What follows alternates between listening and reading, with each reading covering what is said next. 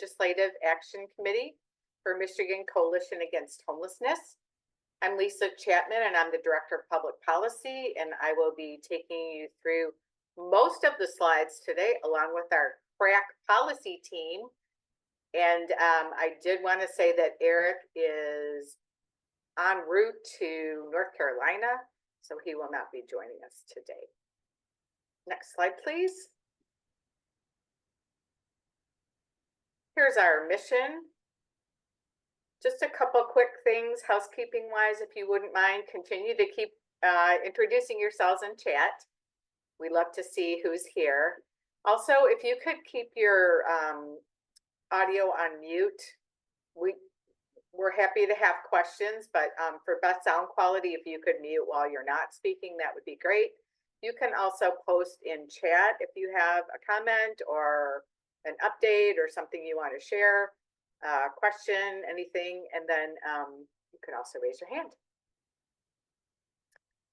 Next slide. So today we're going to be having Ashley, who's our program coordinator, Jamie Tibbetts, and Lauren Conrad, who are part of our policy team, and two of our interns this year. We'll be talking about a couple federal updates, quite a few state updates, both on the budget and legislation, few updates from Micah, a few commercials from us and things that we have coming up, and then we'd love to hear from you about things that are going on in your community as well. So next slide, please. You can skip this one, go on.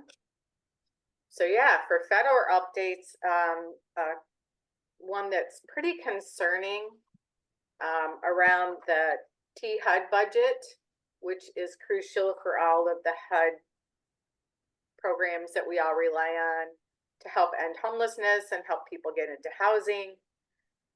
So the top line funding allocations were adopted in the House on May 23rd after a party line vote. So the proposal is that, at least right now, the allocations would slash funding by 10% in next fiscal year 25, which is very concerning. Overall, the approved funding levels for the entire thing would decrease domestic spending by 6% and increase defense spending by 1%. So let's go on to the next slide.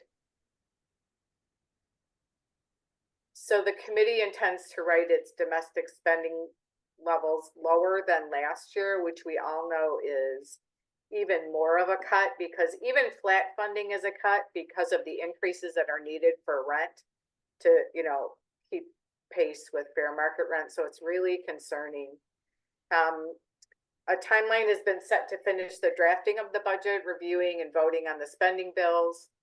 The HUD subcommittee will review later on this month, and the full committee review is scheduled for July 10th. So even if these, you know, deadlines were met, the expectation by all conventional wisdom is that nothing will be approved before the elections. But still, it's really appropriate to weigh in. I think it's just the overall defense budget, Anna. Yeah, which probably includes both. But if anyone knows more, that's my hunch. Next slide, please.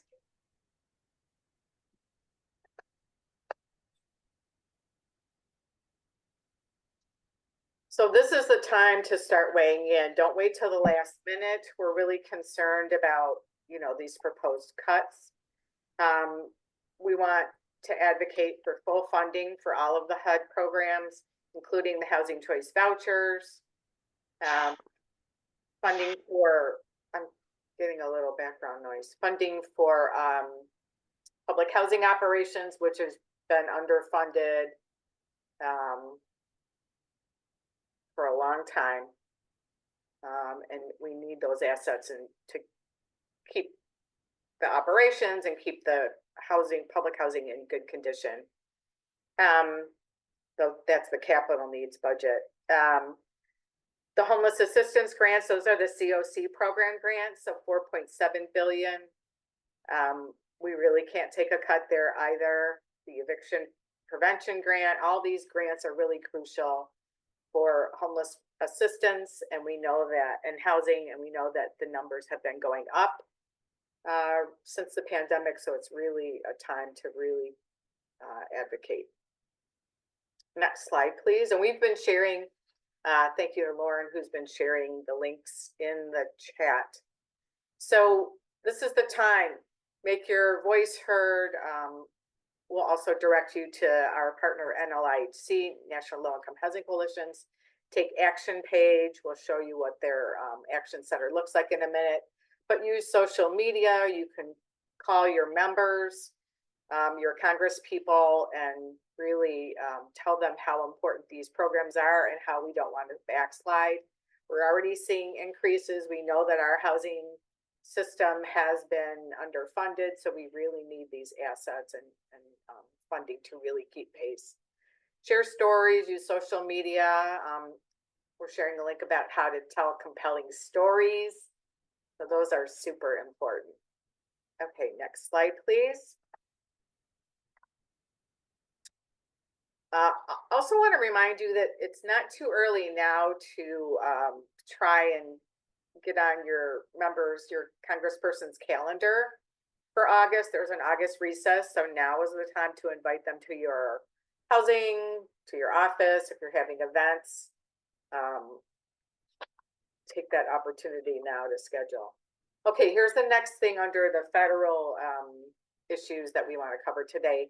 HUD has a proposed rule for landlords and public housing agencies to eliminate barriers for folks that might have criminal histories. So HUD's proposed rule really goes a long way in eliminating the historic racism that we've seen in the criminal legal system, and people of color and indigenous people are disproportionately harmed by screenings that really, eliminate them right off the top. So we really want all of you advocates to weigh in on why this is important, and also people that have lived experience. It's super important to tell your story and tell why it's really important to protect people and eliminate these barriers to housing. So next slide, please.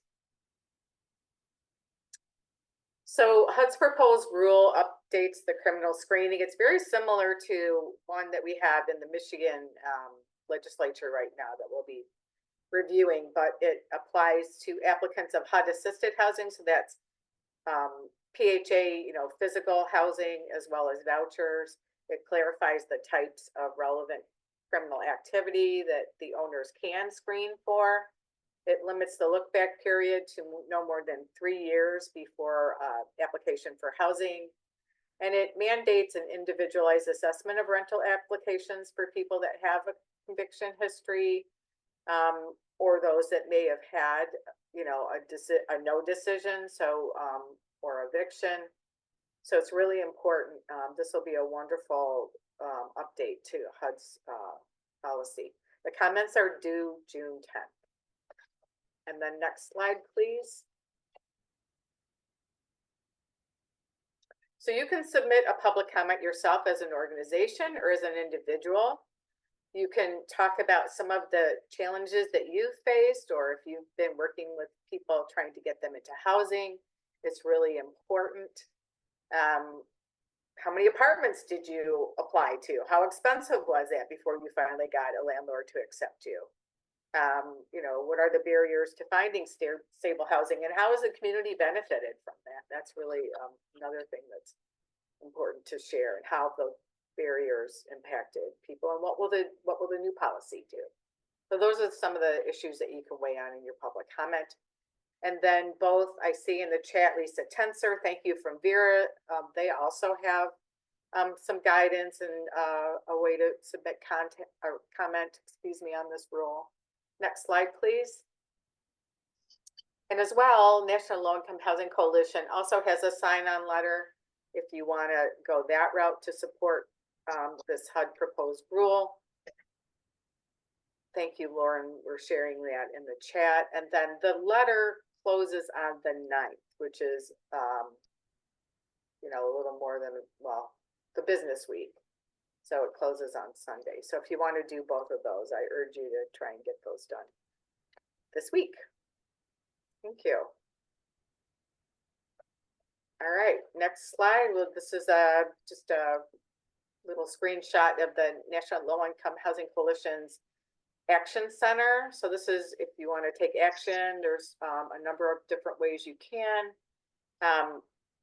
They have helpful links and information, as well as some boilerplate that you can, copy and customize to make your comments yourself or for your organization.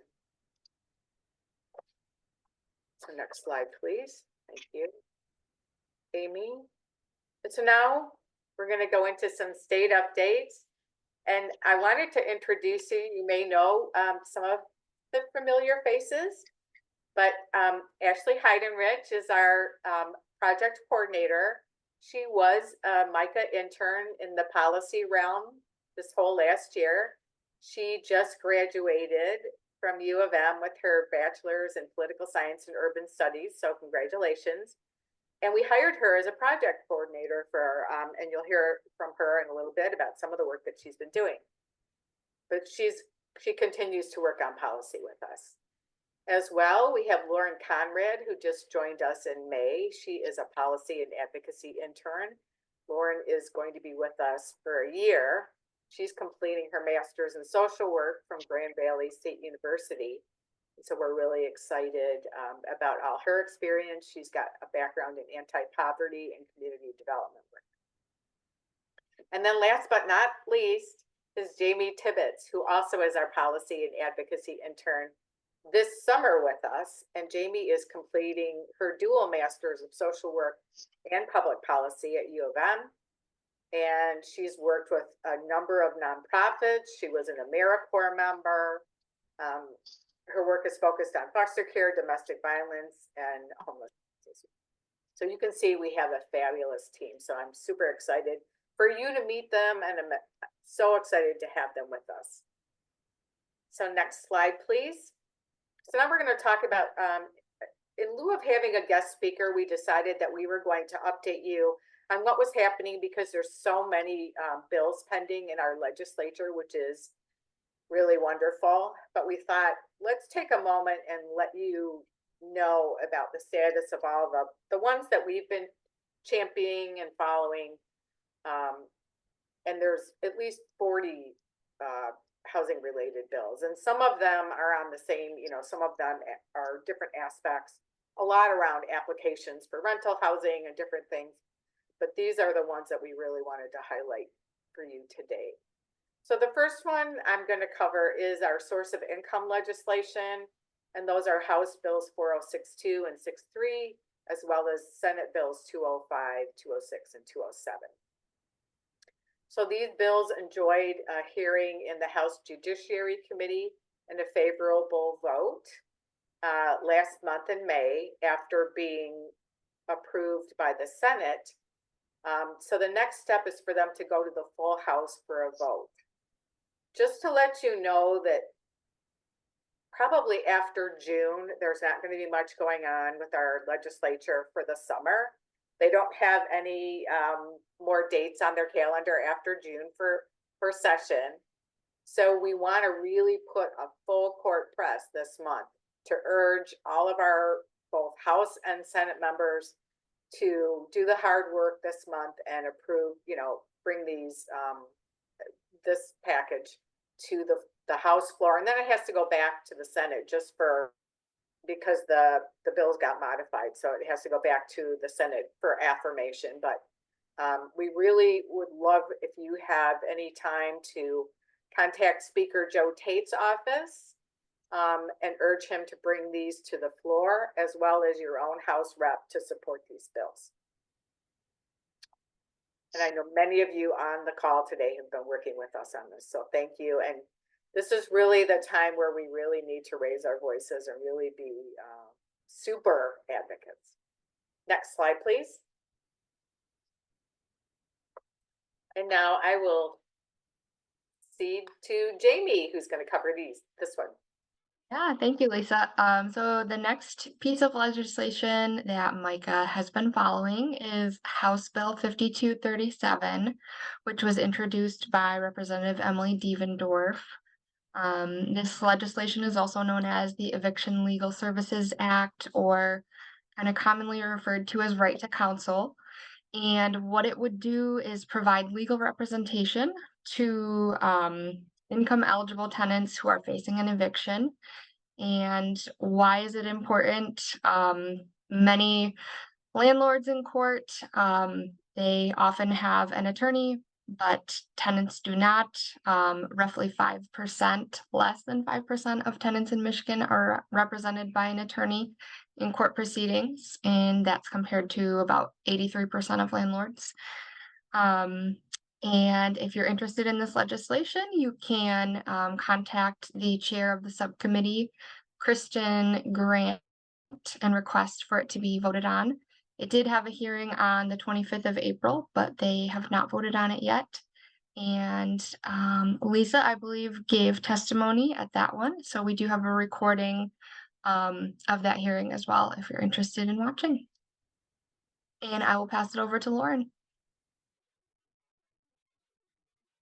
Thanks, Jamie. And Amy, you can go to the next slide. All right. Senate Bill 801, eviction ceiling and expungement, is another piece of legislation we're following. You'll notice on the slide, there's a little video at the bottom. We are working on kind of capturing anytime we give testimony and getting that out to you all and onto our website. So I'll post a link to Lisa's testimony in a second. There was some other really compelling testimony around that bill on 5/8, and on 5/21 it was reported out of the Committee on Civil Rights, Judiciary, and Public Safety, and referred to the Committee of the Whole. And this bill seeks to combat negative impacts on tenants who carry an eviction charge on their record. It would allow a court to seal eviction records under certain conditions and would require the court to automatically expunge eviction records 2 years after judgment was final, among some other things. So definitely follow and advocate for this bill. We know that having an eviction on your record can prohibit you from securing future housing, can damage your financial health, credit scores, and there's even data drawing a connection between negative physical and mental health symptoms with the inability to be housed because of an eviction record. So you'll also notice in the last couple slides, we have some one-pagers. We're going to start circling those out to you all too. I'll paste a link to this one. And yeah, you can contact Senator Brinks or your local senator and urge them to focus on this bill.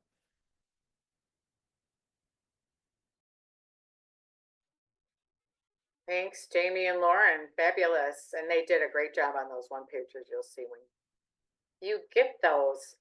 So a couple other ones that we wanted to call your attention to.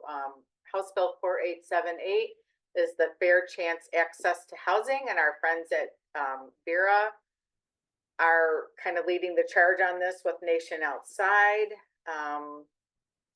Really need to bring this for a vote. It had a hearing a long time ago last year. It was like kind of quick out of the gate.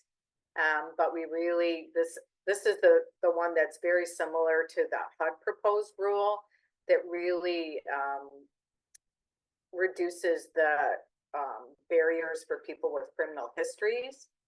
And so we really would love for you to advocate for a vote on this. And then Lisa, I don't know if you have any updates on getting a Senate sponsor. No big updates yet. We're looking to finalize a Senate sponsor within the next month or so. So yeah, and get that, hopefully an introduction in the fall on that. So we'll keep you all posted. Great. And we have a very active chat. Thanks for putting all the links in there. I did want to say that we do have a sign on for the eviction expungement bill as well. We did one for the source of income. It's really wonderful to be able to present legislators with, these are all the organizations that have signed on to support this. It's really powerful. I'm gonna skip the next one and go to the, Senate Bill 408 and House Bill 4900. You may remember last month we had, some of our colleagues from Q Charitable Trust come on. Ishan, and talked about, this bill that covers debt collection and garnishment. It would update Michigan laws that have not been updated since 1964. This is in front of the Committee on Insurance and Financial Services, and so again, we really need to have this voted on. It really provides some really important protections for people who are facing garnishment, and protects some like EITC and other entitlements that people have, and brings Michigan's last in the country on this this kind of topic on debt collection and garnishment. So then the other three bills packages, House Bill 4886 all the way to 9, those are the manufactured housing bills, and that package is the one that's industry supported, that we are not supporting, but had a recent hearing in front of the Reg Reform Committee. They got a lot of pushback and a lot of testimony, so they were surprised. So they formed a committee to discuss kind of some of the issues. There's also a companion bills in the House. Those have not had a hearing. And then again, I mentioned there's also companion Senate bills. So on the SB 486, the Senate bills for manufactured housing, they're hoping that Senator Winnie Brinks will bring it to a vote in the Senate. And so we really, again, if you're looking to advocate, please advocate for the MH action bills that are the lower two, the 5157 and the 486. And we'll send this out. I did want to mention too, for people, this is kind of confusing because there's so many different packages going on, but two are supported by people that live in manufactured housing, and one is an industry bill that kind of favors owners. So we will send out in our follow-up to this meeting to let you know which ones that we are supporting.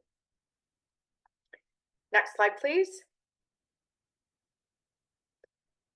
As well, when we're out and about, we want to let you know, and this is actually available for you to sign up for. This is free. Our Michigan Department of Civil Rights state level department is hosting a summit on fair housing next week on June 12th in Detroit. It is free to attend. We are also going to be there, and we will be having an exhibit table. So come and see us if you're going to be attending. And also today is the last day to sign up. So you can sign up with the link that Lauren just popped in there. And I really urge you to attend. It's a great agenda, great speakers, and everything, not only housing related, but just the gamut of different fair housing related topics. Yes, register today. Next slide, please. So these are our 2024 policy priorities, and I just wanted to mention that we will be later this fall kind of trying to gather some folks who want to have a talking session and kind of review these and see if they're so relevant. Is there anything that we didn't include this year that would be appropriate for 2025? So please stay tuned for that. We would love, the more people that can weigh in and help us craft these policy priorities, the better, the better they are. So you'll get an opportunity. So next slide, please. And a couple things we wanted to flag. We've talked about the 2024-25 budget that's being drafted right now, and the Campaign to End Homelessness budget priorities, that letter that was sent to the governor's executive office, really basically in late December, early January. These are the kind of the priorities that were expressed for the budget. And now on the next slide, Jamie and Lauren went through the budget. Thank you so much. You can flip to the next one, Amy. And let you just hear about what's kind of, the budget is still in draft right now. It was passed, the Senate passed their version of the budget on May 15th. The House passed theirs on May 9th.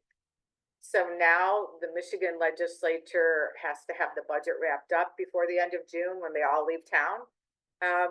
So it can be signed by the governor, and really we always try to have it done by July 1st. So the next few weeks are crunch time. So Democratic legislators are pressing Governor Whitmer to increase funding. I know you may have seen some stuff around on the Grand Hotel porch with the policy convening that they had last week. There's been a lot of talk about requesting $100 million for the Housing and Community Development Fund, which would help with gap financing for new construction for housing. It's been in the draft DHHS budget. This bill for increasing the funding to 100 million is House Bill 5786, and it is slated for hearing tomorrow. So if you're interested in attending or weighing in, you can put a card of support. It's Rep. Hoskins' bill. There's also $2 million in emergency shelter expansion in the DHHS budget, as well as $2.75 million for existing emergency shelters to make improvements. There's also $3.2 million to cover the 18 counties that are underserved or unserved in runaway and homeless youth programs, and expand those to counties that are either don't have them or not very robust sheltering systems.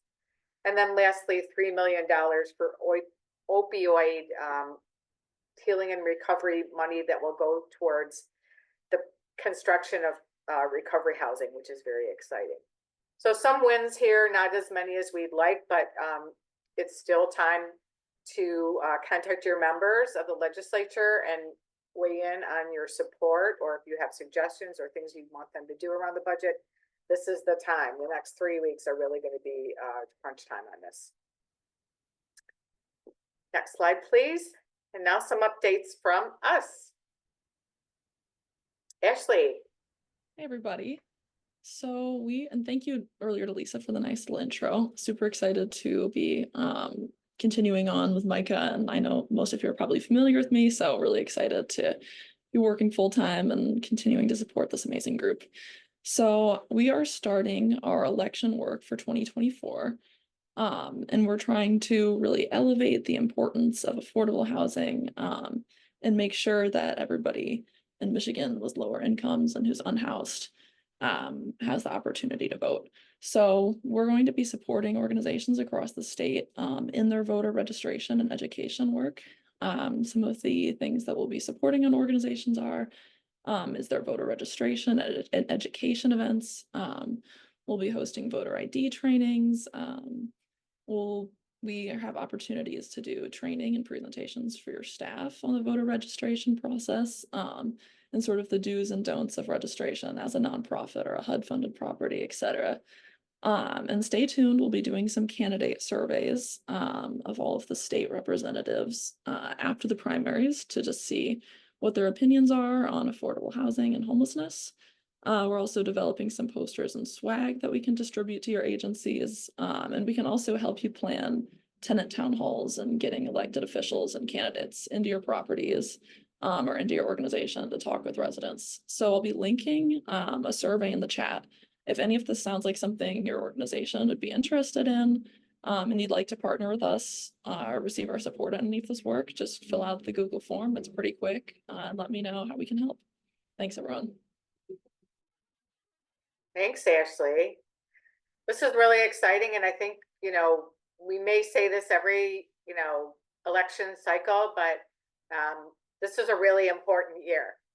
And we want everyone who can vote to vote, and people who've never voted to register and become eligible to vote. And there's way more opportunity now with the, the passage of the voter changes in 22. So we're super excited about this.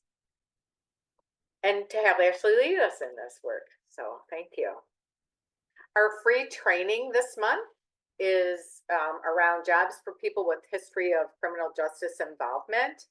And this is from our partners at Michigan Department of Corrections. And this is going to be held on Monday, June 24th from 1 to 2:30 as always. Thank you, Lauren just posted in the chat the link if you want to register. So you'll learn about different resources available for those that may be on probation or parole, how to help your clients access resources, and just information about overall barriers that folks with criminal histories have to deal with and ways that we can overcome that. So excited to have this training. And if you can't catch it on the 24th, we will be recording it and posting it on our YouTube pretty soon after that. Next slide. Thank you. Next week, we have our annual Breakfast of Champions breakfast. It is going to be held this year in Lansing at the meeting space. It's a really cool space that I think it's the Michigan Association of Realtors building, but it's a beautiful space. You are getting a first kind of hearing about our awardees. So we're super excited to announce that the community champion is Tasha Gray from Hand, Detroit. Our advocacy champion is Elizabeth Kelly, who is the retired executive director from Hope Shelter, but she is certainly not retired from her efforts around advocacy. She's been doing a lot of work, especially now.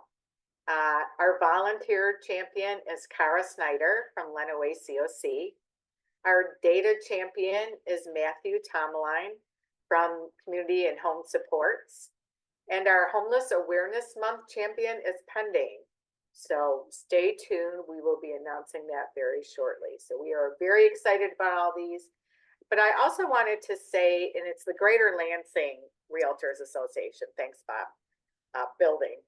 But we still have space if you want to come join us. We would love for you to join us for breakfast to support the work of these fine folks, and also to support Micah and kind of network with us and just have a really great morning and set you on your way for an amazing rest of the week. So again, that's next Tuesday, June 11th. Oh, and thank you, Amy. Yeah, we almost have 60 folks registered. Next slide, please.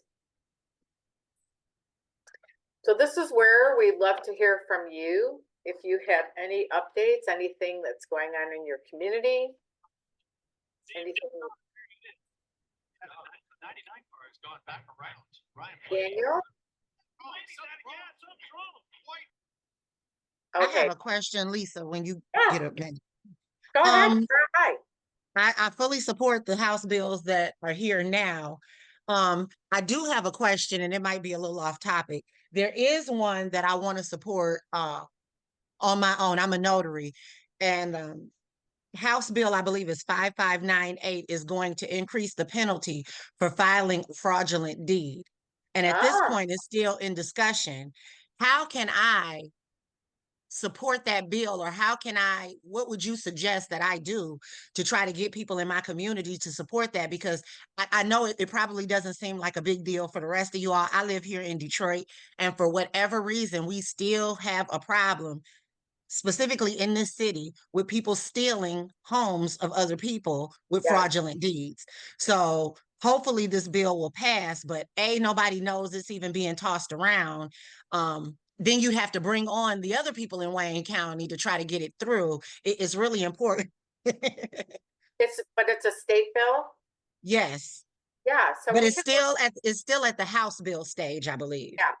Well, it doesn't always have to have a Senate companion, but Okay. we can. It's.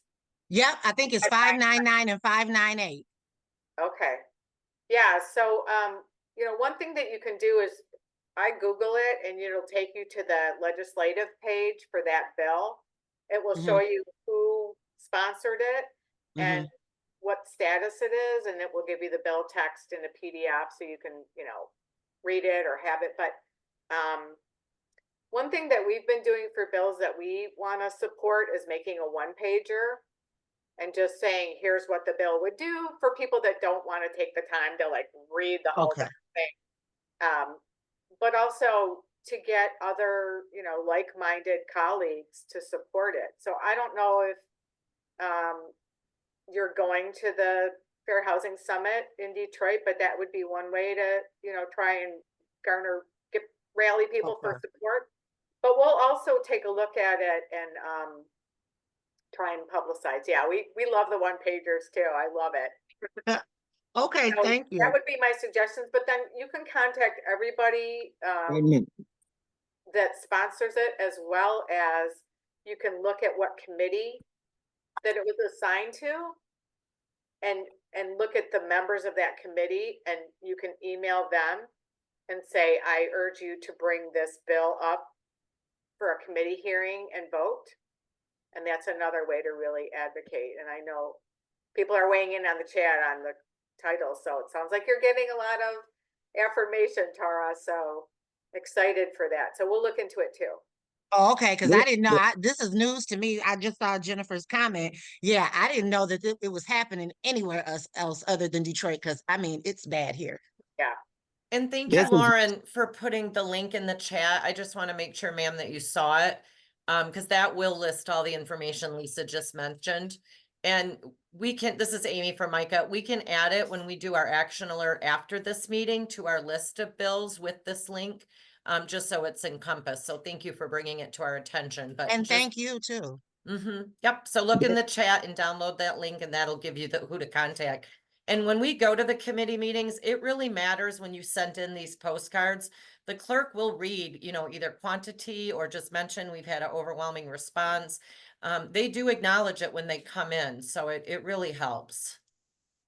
This Yeah. Bishop Jefferson, hello, this Bishop Jefferson, and that bill is very important. I'm just now hearing about it. I'm here in Flint, Michigan, but there are those that are still in homes while with just being able to go down there and change the deed. So that's so important. And so Thank if you it for could go uplifting out, that too, because I didn't, like I said, I didn't know it was happening anywhere else other than here. It's terrible.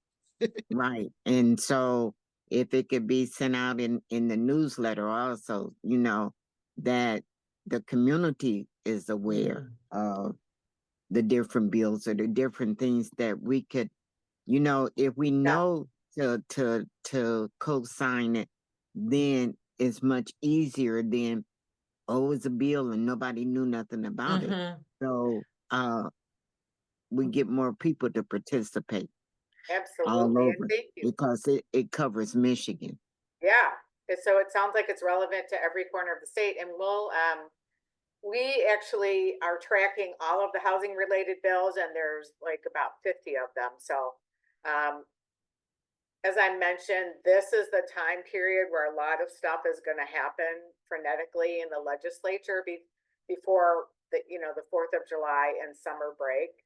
And so conventional wisdom has it that they're going to be working really hard the next couple months, or excuse me, weeks, for the budget and any bills that they can bring to make it, to a vote. But then after September, the session probably won't be very robust because it's an election year until after the election. So who knows how many, legislative sessions will be scheduled for this fall. So the message is the time is now. We will add that bill to our tracker, and also I'll look into it and we'll send out information afterwards. And then if people want to do advocacy around it, it's really easy to do a one-pager. So we'll try and do that as well. Anything else that people want to bring up? Lisa. Hi there. I just wanted to uplift this federal grant. It's more for government agencies. But if folks have relationships, I think it's a great opportunity. It is for reentry housing programs. So I think you all have great, expertise in seeing the gaps in these areas with people exiting jails and prisons and needing to find housing. So I wanted to uplift the federal grant if you all want to share it with your connections in local county governments, public housing authorities can apply for it. And yeah, I'm happy. I'm at the Vera Institute of Justice and happy to, be looped into conversations or provide resources or ideas for different programs that governments can highlight. So yeah, I wanted to elevate that. Thank you, Lisa. Do you know when that opportunity, that RFP deadline is offhand? That's a good question. It's, July 25th, Okay, the deadline there. so good amount of time to get your thoughts together and apply. Thank you, Lisa. Appreciate it. Anna. Hi, everyone. I just have a question since there is a wealth of information and between everyone here. When we are reaching out to our federal congresswoman or congressman, and we are not having any luck at that district rep level, if there are any suggestions towards reaching the actual congressperson that you are trying to resolve an issue with, if anyone has any suggestions or ideas, when the outcome is not appropriate, per se. Well, I know they have a couple different staffers. You're working with somebody in the district, right? In the district office, the local office. Correct. So they also have a Washington DC office. If you wanted to try and switch it, if you can find, and I can try and help you to find a staffer. I know who you're talking about. This is they- Amy and Lisa, if you disagree with this, you are the expert, but what I have read in other places is also to go to social media like Twitter or Facebook and tag them, respectfully, factually, but to also tag them. That is just sometimes a different tack to get folks' attention. Just a thought. And I'm trying to be respectful, as it's not the individual, but the individual needs to be aware of what's happening with the individuals representing them. So thank you. Yeah, great one. Yeah, also LinkedIn, like all the different platforms, if there's somebody that you know, or you can find some names. Sometimes it's easy to find lists of staff, although they change often, but. And sometimes on social media, it gets the attention of a very different person than who you might be contacting. And then more from a PR standpoint, they want to circle back and respond to it. I'm saying this as a communications PR person.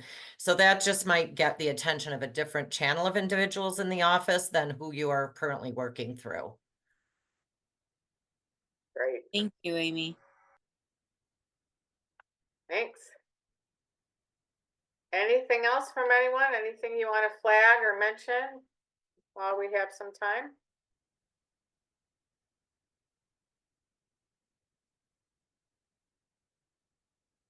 All right, well, I'm not hearing anything. I know we put a lot of links in there. We will follow up. Thank you for flagging all those and all the comments. Put your advocacy super advocate hat on, because the next couple of weeks will be really busy. And Lisa, if I could just remind everyone, if you didn't get all the links in the chat, or if you're not able to save the chat, which is sometimes what I do, Lauren and I will be putting together the action alert that we try to send out. We've not been consistent with it this year, but it will have a comprehensive list of everything. It'll have all the links, and it'll have sample scripts for you to just copy and paste to send to Congress. So we try to break it out. If you have 5 seconds, 5 minutes, you can pick and choose the 2 to 3 things to take action on all in one spot. So just look for that later in the week as one of our digital emails, and that will have it all in one spot as well, that you can also forward and share with your organization. Thank you. Thanks, Amy. And many thanks to Amy, Ashley, Lauren, Jamie, everybody behind the scenes at MICA who helps us do this every month and publicize all the important things that we need to pay attention to during the month. So thanks. Next slide. So a number of ways that you can stay connected with us. There's a lot of our website, which is going to be under an overhaul, but our newsletter 4100. and I will say thank you to everyone for participating, being with us. And hopefully we will see you somewhere next week. We'll be around different places. And if not, hopefully we'll see you this summer to partner on Our Homes, Our Boats work. So Or thanks, at- everyone. Or at the Breakfast of Champions, which would be Yes. great. That's me. Yes. Have Great. a great month. Great job, Lisa. Thank you, everybody. Thanks.